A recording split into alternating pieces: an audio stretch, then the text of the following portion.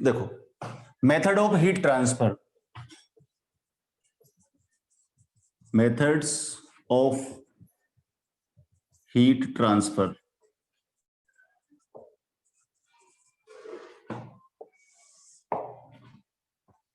देख, there are three methods of heat transfer, you know.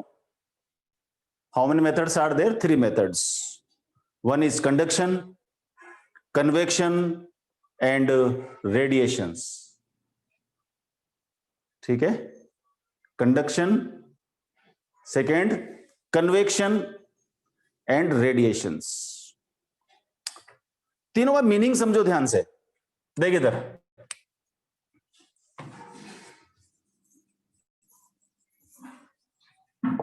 Conduction, convection, radiation. देख, एक समझाता हूं मैं। लास्ट ईयर जो बच्चे थे शायद मेरे बैच में, मैंने उनको बताया था, ध्यान होगा तुम्हें। जो बच्चे नहीं थे वो भी सीख लो जरा।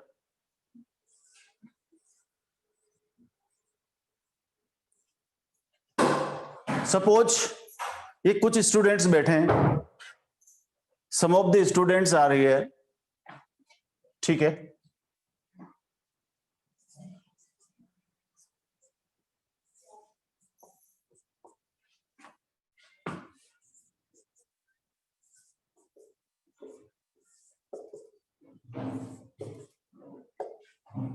ये कुछ स्टूडेंट्स हैं बेटा, दिख तो रहा है यार, ऐसे क्या बोलता है बोर्ड क्लियर नहीं है। सर बोर्ड क्लियर नहीं है, एक मिनट रुक जा, मैं कैमरा चेंज करता हूं, है ना, तुम डिस्टर्ब करते हो यार, रुक।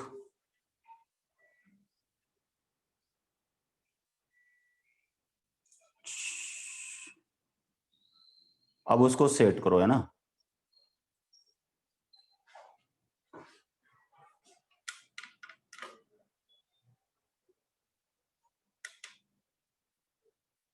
देख, दिख गया अब, क्लियर है। चल ठीक है, खुश हो जा। ये ले चल, ठीक है। सुन, अब देखो जरा, ये कोई स्टूडेंट है, ठीक है, इसका नाम राम, इसका नाम श्याम, इसका नाम विवेक, इसका नाम मोहन, इसका नाम सिंधे, इसका नाम पाटिल,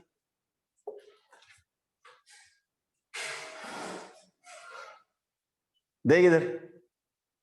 हाँ, अब सुन हुआ क्या, इसके हाथ हाँ है, इसके भी हाथ है, देखिए ध्यान से समझना है। मान लीजिए मेरे पास ये एक मार्कर है, आई हैव अ मार्कर, और मुझे ये मार्कर पाटिल तक पहुंचाना है। कहां तक पहुंचाना है? पाटिल तक पहुंचाना है, ठीक है। I have three ways to transfer this pen to the Patil, correct है। मुझे ये पेन राम से पाटिल पर पहुंचाना है, करेक्ट।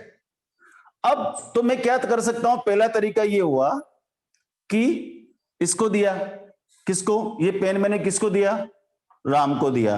राम ने ऐसे करके देखा थोड़ी देर, फिर इसने श्याम को दिया, फिर श्याम ने देखा खोल के, फिर इसको विवेक को दिया, फिर विवेक ने देख करके मोहन को दिया, फिर मोहन ने सिंधे को दिया, फिर सिंधे ने पाटिल को दिया, और मेरा काम हो गया। This is the way of heat transfer by conduction. This is the way of heat transfer by conduction, ठीक है बेटा। इसका मतलब ये हुआ कि यहां पर जो हाई टेम्परेचर है, हाई टेम्परेचर से राम हीट लेता है, ध्यान से सुनो, हाई टेम्परेचर से Ram will take some heat, ठीक है। He will keep some of the heat himself and transfer other to the Shyam. Similarly Shyam takes some heat and remaining heat transfers to Vivek.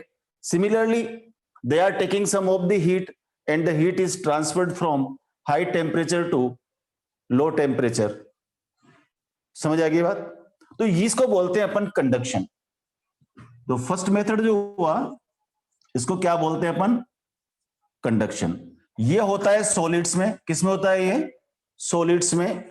और heat transfer by means of particles, means of particles of medium. तो अगर heat का transfer high temperature से low temperature की तरफ particles के द्वारा होता है, तो that method of heat transfer is known as conduction. ठीक है? When heat is transferred from high temperature to low temperature by means of the particles of medium is known as conduction. Is that clear? ये हुआ हमारा पहला तरीका। दूसरा तरीका देख, दूसरा तरीका क्या होगा कि मैं इस राम को ये पेन दे दूं, राम को पेन दे दूं और ये राम यहां से चले, ठीक है? ये राम चल रहा है, दौड़ रहा है और खुद अकेला आए और आकर के इस श्याम को पेन दे दे, पाटिल को। फर्स्ट वे क्या था? फर्स्ट वे क्या था? ये इसको देगा, ये इसको देगा, ये इसको देगा, ये इसको देगा, ये इसको देगा। फर्स्ट वे, ठीक है? और दूसरा वे क्या हो गया? इसको बोलेंगे अपन कन्वेक्शन। और कन्वेक्शन में क्या होगा? राम हीट लेकर के एक जगह से दूसरी जगह तक लास्ट वाले पार्टिकल को जाकर के खुद देगा। This method of heat transfer is known as convection. क्या बोलेंगे इसको? कन्वेक्शन। और लास्ट तरीका, जो तीसरा तरीका है, उसमें क्या करेंगे? राम इसको फेंक देगा और पाटिल इसको कैच कर लेगा। Ram will throw the pen, Patil will catch the pen, and the last method of heat transfer is known as radiations. What is that? Radiations.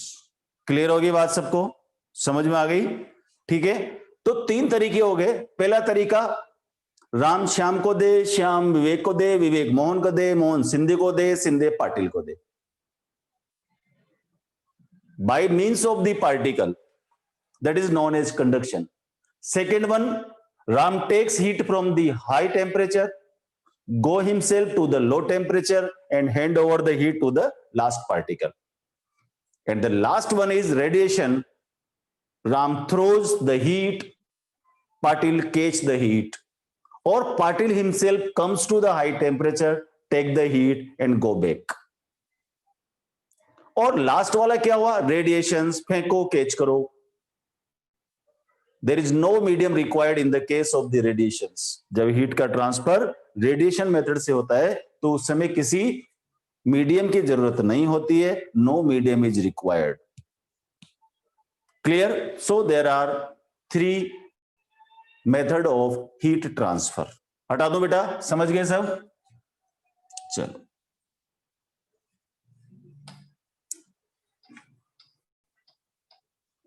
तीनों मेथड में से सबसे पहले हम पढ़ेंगे रेडिएशन, फिर हम पढ़ेंगे कन्वेक्शन और फिर हम पढ़ेंगे क्या? कंडक्शन, फिर कन्वेक्शन। ठीक है? तो the first method of heat transfer and that is radiations.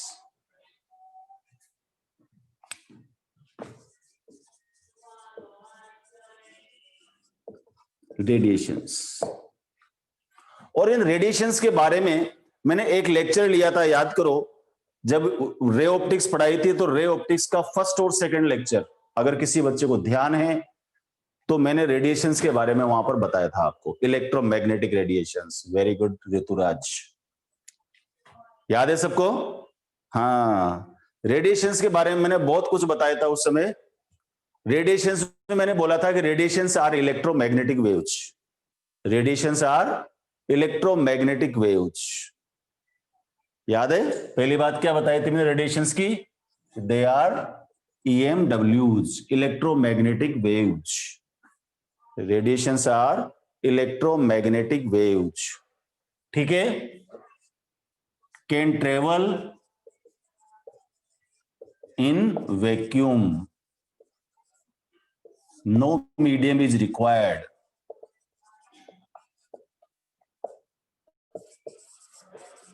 no medium is required. Velocity of radiation 3 into 10 power 8 meter per second. I taught you in very detail, if you know.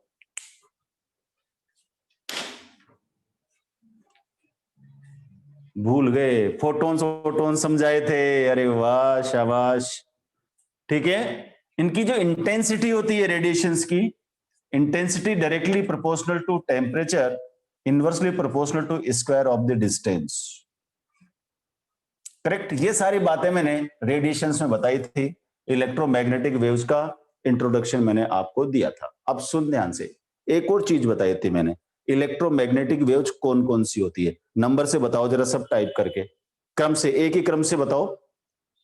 Electromagnetic waves की series क्या बताई थी मैंने? ईशा, सबसे पहले UV नक्को, हाँ, number 1 radio, number 2 radio के बाद micro, third infrared, fourth visible region, fifth UV ultraviolet, 6 x ray, 7 gamma. बिल्कुल करेक्ट है। मैंने आपको सिखाया भी था, रेडियो वेव को माइक्रोवेव में डालो, इंफ्रारेड हो जाएगी, फिर विजिबल रीजन आएगा, VIBZYOR, और उसके बाद में यूवी, एक्स और फिर गामा। कोई बता सकता है मुझे, what about the wavelength of the electromagnetic radiations? What about the wavelength of the, Rituraj बिल्कुल सच, तू पढ़ाई करता है यार, आई एम हैप्पी। हाँ, wavelength of the electromagnetic radiations from where radio wave to gamma rays decreases. जब हम इधर जाते हैं तो लैम्डा डिक्रीज होता है। What about frequency? What about frequency? Very good, because nu is equal to C by lambda, therefore जब हम इधर जाएंगे तो फ्रीक्वेंसी इंक्रीज होगी। What about energy? H nu, yes, जब इधर जाएंगे तो एनर्जी भी इंक्रीज होगी। शाबाश, very good. So these are the electromagnetic radiations, और यू कैन से जिन रेडिएशंस की आज हम बात कर रहे हैं वो रेडिएशंस ये विबग्योर वाले रेडिएशंस हैं। ठीक है बेटा, V violet, indigo, blue, green, yellow, orange and red. हाँ, इसकी रेंज ही बताई थी मैंने, 7800 angstrom degree to 3800 angstrom degree. ठीक है बेटा,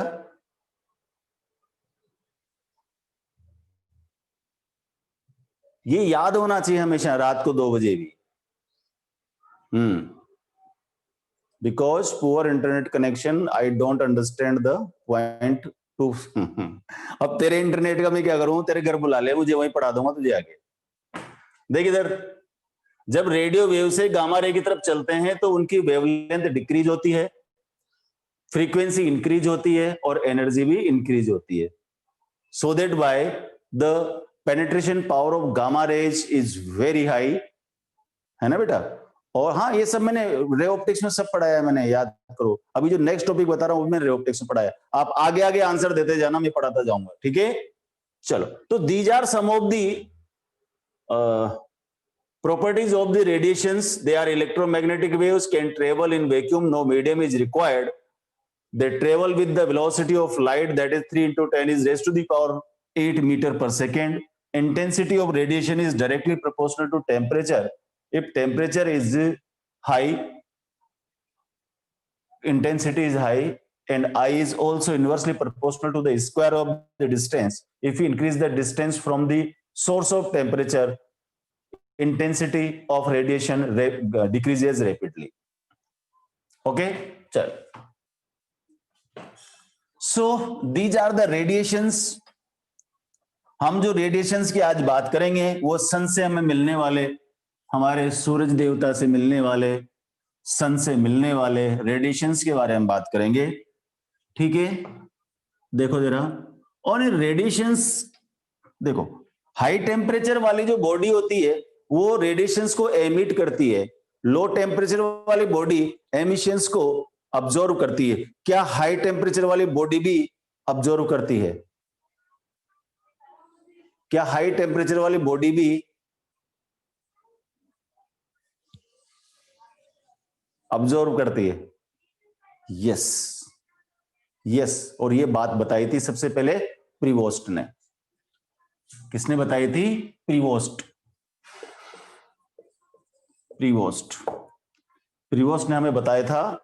प्रीवोस्ट के बारे में मैंने बताया था, अगर आप लोगों को याद हो, जब हमारी क्लासेस चालू हुई थी तो मेरी पहली क्लास आपके यहाँ लगी थी, याद है? उस समय मैंने बताया था Prevost, what Prevost says. Prevost ने क्या बताया था कि any body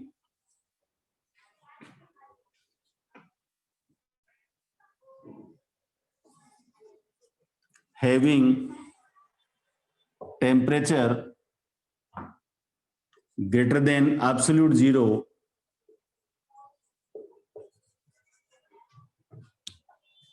emits radiations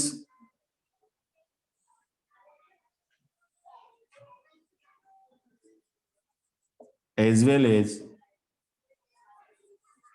absorb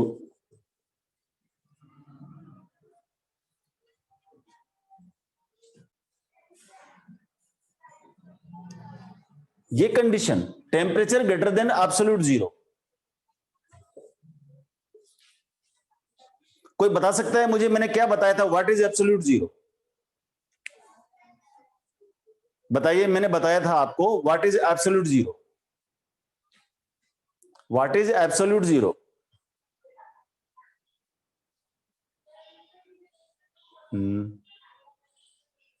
बताया था, ऐसे तो हो ही नहीं सकता। ये टॉपिक में पढ़ाऊं और एब्सोल्यूट जीरो के बारे में नहीं बताऊं।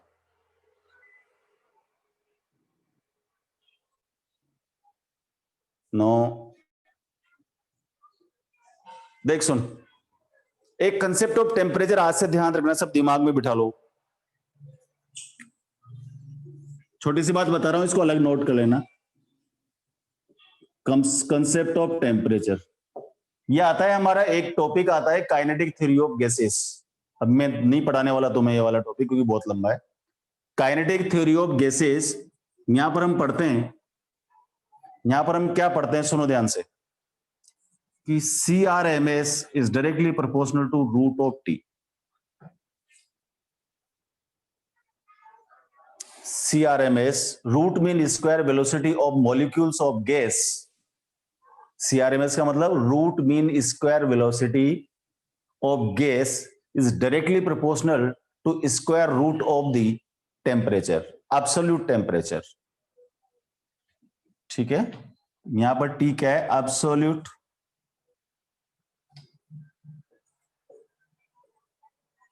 absolute temperature।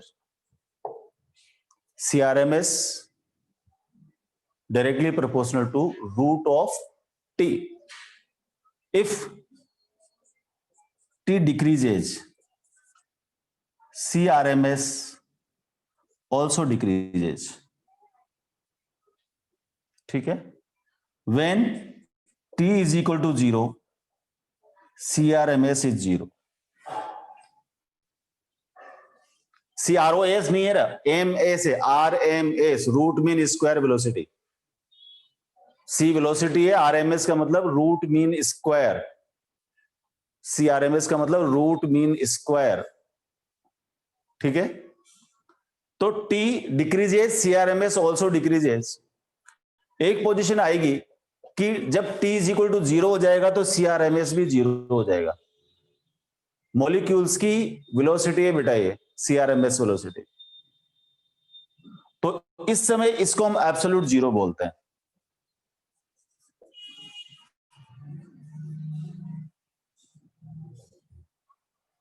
इसका मतलब एब्सोल्यूट जीरो वो टेम्परेचर होता है जहां पर मोशन ऑफ मॉलिक्यूल्स स्टॉप, जहां पर मॉलिक्यूल्स चलना बंद कर देते हैं, जम जाते हैं। वीआरएमएस सीआरएमएस एक ही बात है आकाश, ठीक है। What is CRMS velocity and what is absolute zero? Absolute zero is the temperature where molecular motion cease, molecules cease हो जाएंगे, चलेंगे नहीं, चलना बंद कर देंगे, उनकी मोबिलिटी खत्म हो जाएगी। That is known as CRMS. And absolute zero freezes, बिल्कुल सही बोला देने। तो व्हाट इज एब्सोल्यूट जीरो? दोबारा बोलो, what is absolute zero? It is the temperature where molecular motion freezes, रुक जाती है, स्टॉप हो जाती है, चलना बंद कर देती है। क्लियर? हटा रहा हूं इसको, फोटो खींच लो। तो प्रिवोस्ट ने बताया कि anybody having temperature greater than absolute zero emits radiations as well as absorb the radiations, ठीक है। चल दूसरी बात फिर इसने बताया,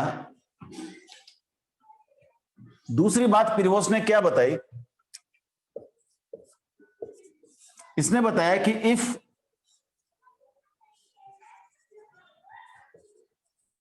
अमाउंट ऑफ emission या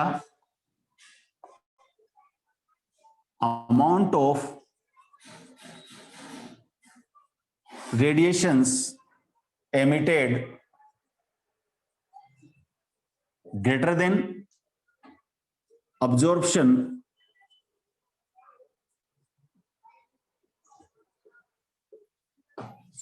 body cools।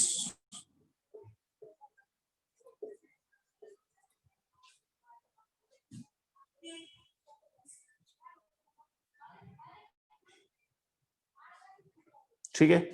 Second, if amount of radiations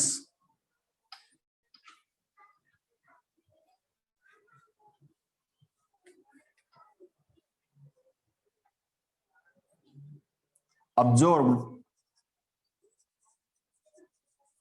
greater than emission body hot। अगर वर्ल्ड 10 सेकंड के लिए फ्रीज हो, तेरे घर आ जाएंगे सारे वर्ल्ड वाले, ठीक है। चलिए, amount of radiations emitted greater than absorption, तो बॉडी ठंडी हो जाती है, और यदि अब्जॉर्ब ज्यादा है एमिशन से तो बॉडी गर्म हो जाती है। ये कंसेप्ट याद रखना। ये दोनों बातें बताई थी हमें प्रिवोस्ट ने। Who told us? किसने बताया आपको? किसने बताया? प्रिवोस्ट ने बताया। जब मैंने बताया, लेकिन मेरे को तो प्रिवोस्ट ने बताया था। चल ठीक, समझ आ गई बात। अब एक और चीज समझो यहां पर। देख, हमें सर्दियों में सर्दी लगती, गर्मियों में गर्मी लगती, क्यों? सर्दियों में सर्दी लगती है और गर्मियों में गर्मी लगती है, क्यों?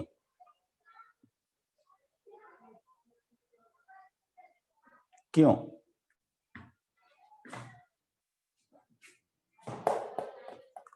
पढ़ो यहां पर वापस।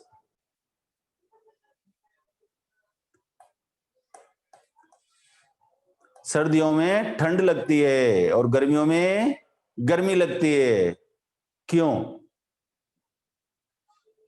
समर में अब्जॉर्प्शन ज्यादा होता है और एमिशन कम होता है। सर्दियों में एमिशन ज्यादा होता है, अब्जॉर्प्शन कम होता है।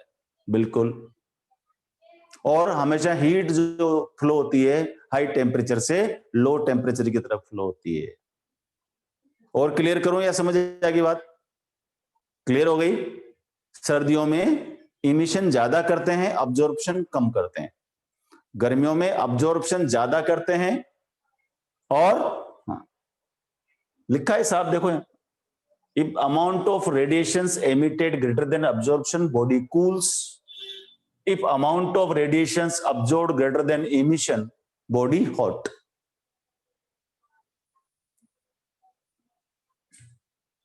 समझे? साहिल, मेहनत करनी पड़ती है। समझिए बेटा प्रीवोस्ट की कहानी।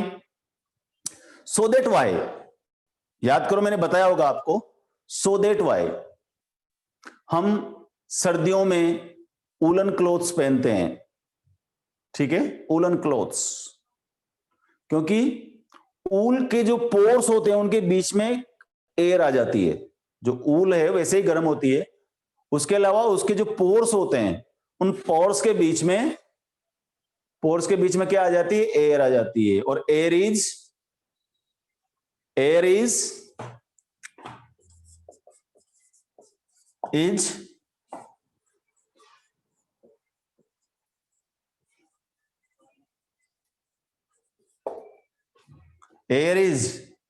गुड और bad conductor?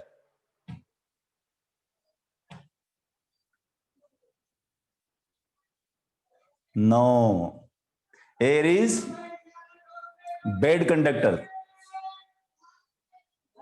Air is bad conductor. Air does not allow the heat passing through it. Air does not allow the heat passing through it. समझे? जी हाँ, air is bad conductor of heat. आपने देखा है जो north India है जहां पर सर्दी ज्यादा होती है, वहां पर घर में 2 डोर लगाए जाते हैं। घर में 2 डोर्स। क्यों? 2 डोर्स तो नांदेड़ में भी लगे हुए हैं, हमारे जयपुर में भी लगे हुए हैं 2 डोर्स, लेकिन एक मच्छर के लिए लगा होता है, एक चोरों के लिए लगा होता है।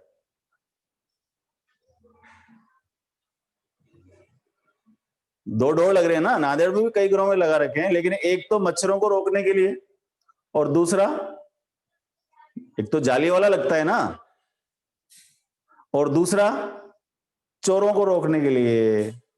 लेकिन वहां पर नॉर्थ इंडिया में जहां पर सर्दी ज्यादा होती है, दोनों डोर वुडन डोर होते हैं, ऐसे दोनों के बीच में गैप होता है, एयर गैप। ठीक है ना बेटा? ये वुडन डोर है, ये भी वुडन डोर है, और दोनों के बीच में एयर और है, तो रूम की जो हीट है वो बाहर की तरफ ट्रांसफर नहीं होती। ठीक है बेटा, समझ गए?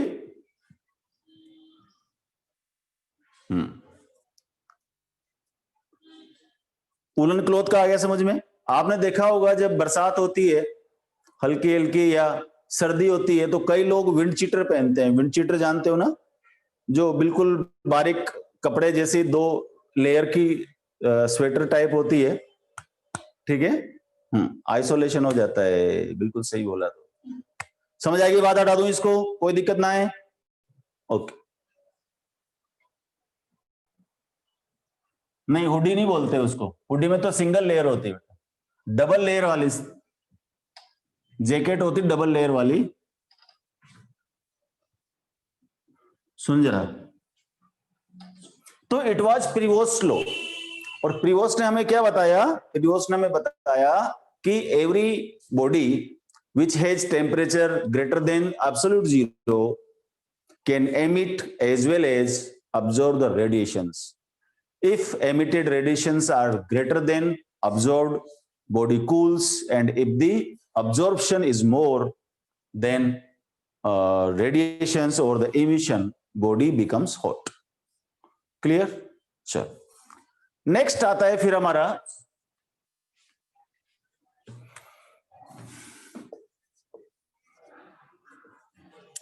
reaction of radiations with matter। ये टॉपिक भी मैंने आपको पढ़ा है, सबको याद होगा। अभी मैं डायग्राम बनाऊंगा, सबको याद आ जाएगा अगर तुम ध्यान से पढ़ते हो तो, और जो नहीं पढ़ते उनको कुछ भी याद नहीं आएगा। देख इधर, ये कोई बॉडी है,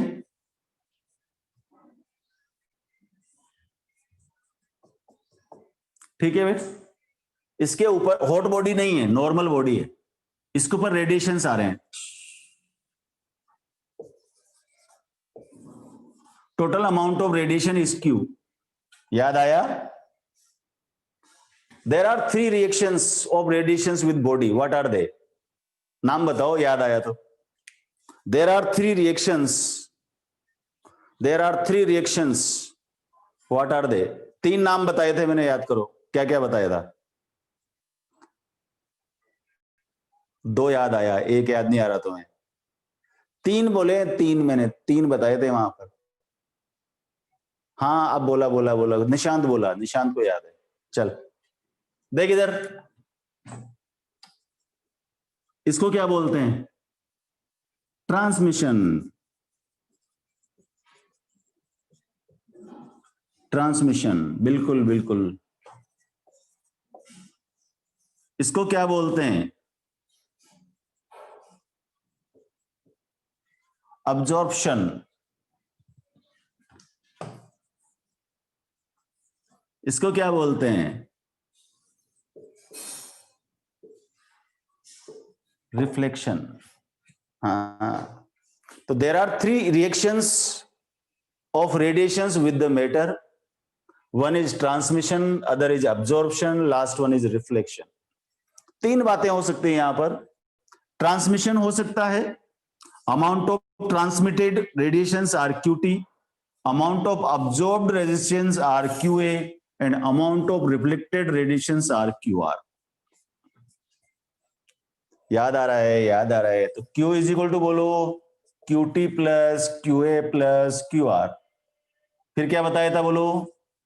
QT by Q, QA by Q और QR by Q is equal to 1, या T plus A plus R is equal to 1। What is T? What is T? नाम बताओ T का। What is T? भूल गए? What is T? नाम बोला था मैंने। नो नो, कोशिएंट नहीं बेटा, coefficient of transmission. Rituraj, very good, शाबाश। T क्या है? Coefficient of transmission. और इसकी वैल्यू क्या होती है? QT by Q। इसका डेफिनेशन देखो, ध्यान से देखो इसका डेफिनेशन। कोफिशिएंट ऑफ ट्रांसमिशन, देखो इधर बेटा, coefficient of transmission is the ratio of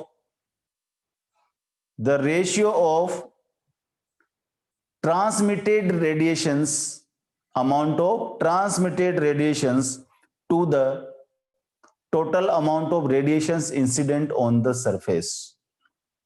What is QT? Amount of radiations transmitted by the surface. What is Q?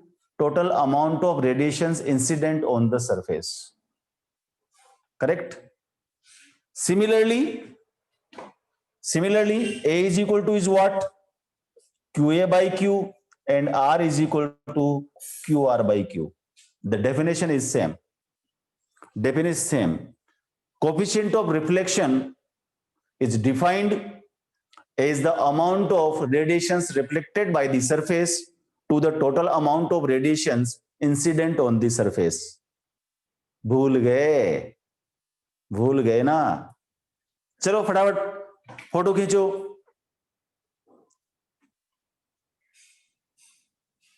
फटाफट खींचो, टाइम नहीं, आगे बढ़ेंगे फिर।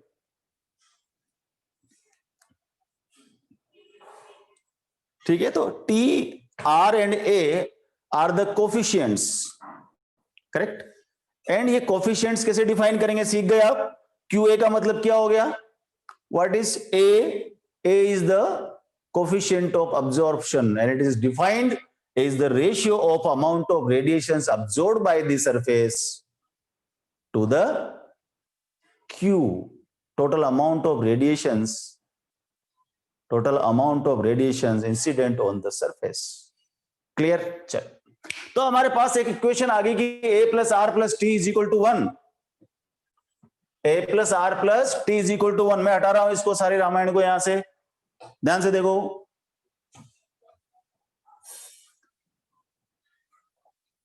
ये सब मैंने आपको याद कीजिए, जब मैंने लाइट पढ़ाई थी वहां पर बोला था क्योंकि लाइट रेडिएशन से, तो अगर कभी तुम्हें मैंने रेडिएशंस पढ़ाए तो ये चीज मैं पढ़ाने वाला हूं, और आज मौका भी लग गया तो मैंने आपको पढ़ा भी दिया।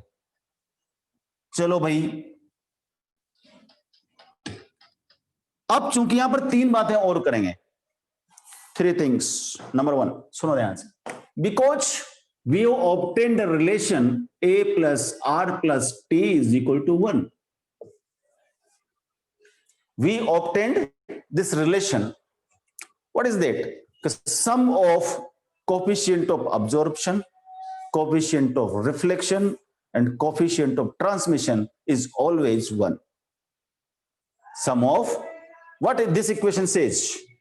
What this equation says? The coefficient of absorption, coefficient of reflection, and coefficient of the transmission is always equal to 1.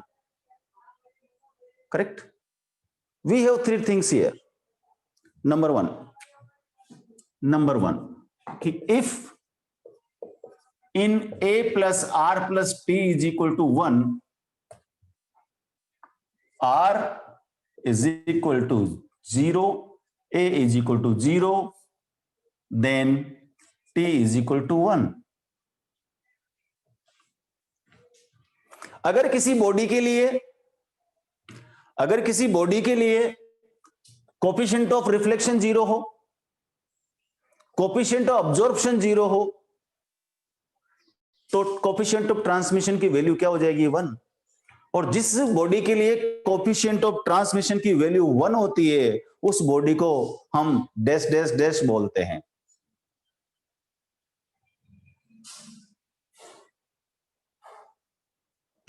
कम आ रही है आवाज? How is it possible?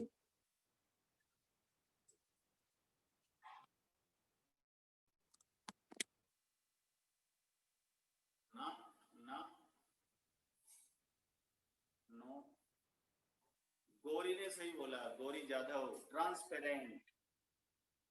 Gauri Jadhav gave the object. If the coefficient of transmission is 1, then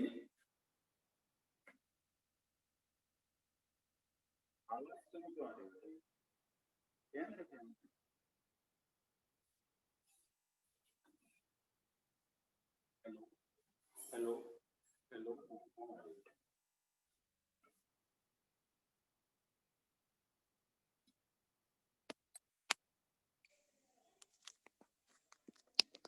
hello hello, अब आ गई बेटा? ठीक है, बराबर है। अच्छा, चल सुन, ध्यान से सुनो वापस। तो if in the first condition, if in the equation a plus r plus t is equal to 1, r is equal to 0, a is equal to 0, then t is equal to 1. If for the surface, for the body, for any object, coefficient of reflection is 0, coefficient of absorption is 0, then for that body the coefficient of what? Transmission will be 1. And this type of object which has t is equal to 1, that is known as transparent object. क्या बोलते हैं उसको? Transparent object. Clear बेटा? चल,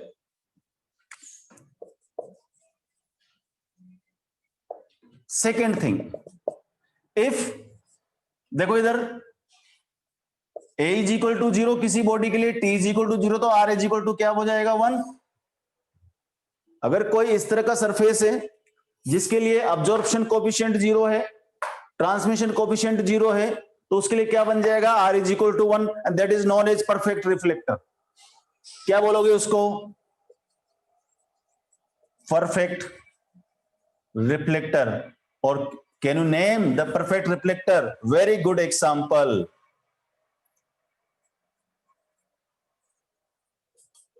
mirror. Mirror, yes. और कोई बता सकता है एग्जांपल परफेक्ट रिफ्लेक्टर का? Reflector of headlights of car, reflector of headlights of car, भूल गए? हाँ, सिखाया था मैंने।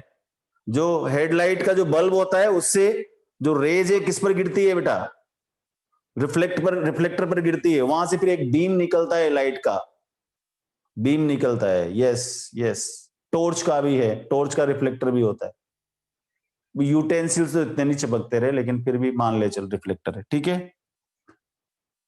अब चूंकि यहां पर हम केवल हीट वाले चैप्टर की बात करेंगे, तो इनकी प्रायोरिटी हमारे लिए कम है, इन दोनों की प्रायोरिटी कम है। हमारी जो प्रायोरिटी है यहां पर वो थर्ड की है।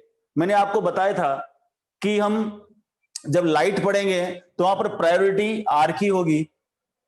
जब हम फोटो इलेक्ट्रिक इफेक्ट पढ़ेंगे वहां पर हमारी प्रायोरिटी आर की भी होगी और ए की भी होगी, वहां ट्रांसमिशन की प्रायोरिटी नहीं होती है। लेकिन जब हम हीट वाला चैप्टर पढ़ेंगे उस समय हमारे पास जो प्रायोरिटी रहेगी, that priority is related to the coefficient of absorption, that is A. तो इफ R is equal to 0, T is equal to 0, A becomes 1.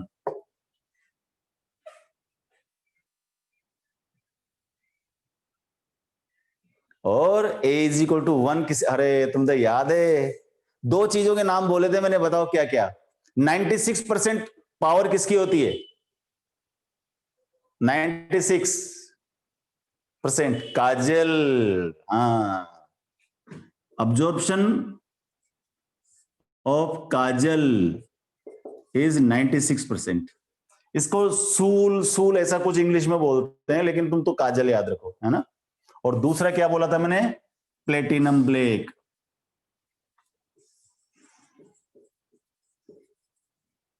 इसकी अब्जॉर्प्शन पावर होती है 98%।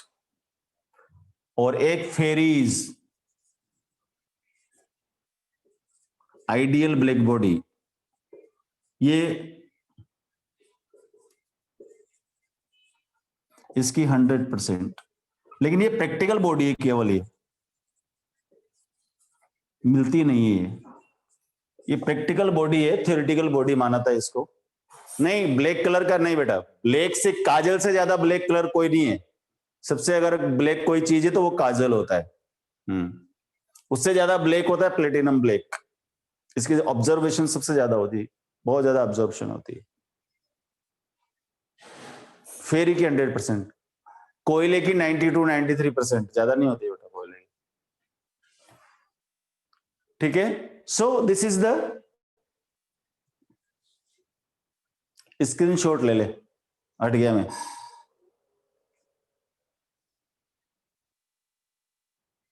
चल इधर,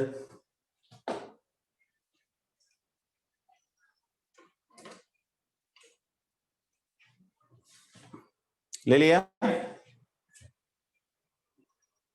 मेरी फोटो मत ले तू, इसकी बोर्ड की फोटो ले, मैं तो रोज दिखता हूं तुझे। देख इधर, फेरीज आइडियल ब्लैक बॉडी। चल आगे।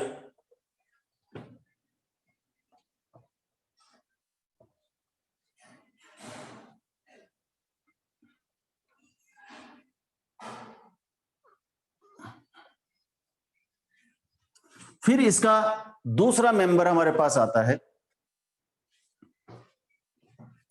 दूसरा जो नंबर आएगा उसको बोलते हैं किरचॉफ।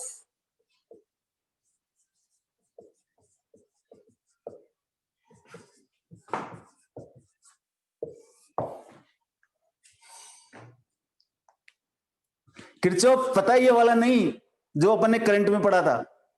करंट में पढ़ा था किरचॉफ लॉ, याद है तुम्हें? Sigma I R is equal to sigma E KCL KVL. ये, हाँ, ये वाला नहीं है, वो केसीएल केवीएल था बेटा, जो मैंने इलेक्ट्रिकल सर्किट से पढ़ाए थे तुम्हें, कहां पर पोटेंशियल ड्रॉप होता है ना। यहां पर ये यहां पर भी इसने कुछ न कुछ कीड़े किए। देख क्या कीड़े किए, मैं समझाता हूं। देख, किरचॉफ ने हमें क्या बताया, अभी एक बच्चे ने लिखा, बिल्कुल याद रहा उसको, very good. Good absorber are good emitter, good emitter are good absorber. जो अच्छा एमिशन करते हैं वो अच्छा अब्जॉर्प्शन भी करते हैं।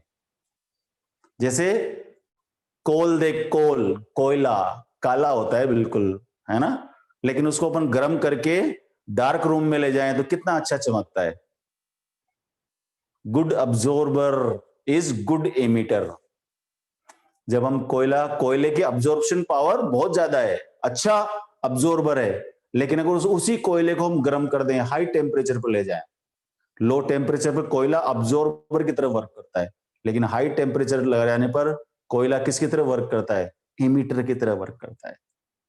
इमीटर, समझ गए? इसका मतलब गुड इमीटर, क्या बोला मैंने? Good emitter are good absorber, Kirchhoff's law. ठीक है, समझे कहानी? कल इसी को अपन आगे बढ़ाएंगे, किरचॉफ के कुछ मैथमेटिक्स, कल से मैथमेटिक्स चालू हो जाएगी रेडिएशन की, और उस मैथमेटिक्स से बेस्ड अपन स्टीफन वगैरह के कुछ सवाल करेंगे, है ना बेटा? हाँ, करेक्ट है। चलो इतना ही बहुत है तुम्हारे लिए, इतना पचा लोगे बहुत है। दोबारा मैंने पढ़ाया था वो पढ़ के आना, ठीक है? बहुत अच्छी बात। कल मैथमेटिक्स पढ़ेंगे इसकी बेटा।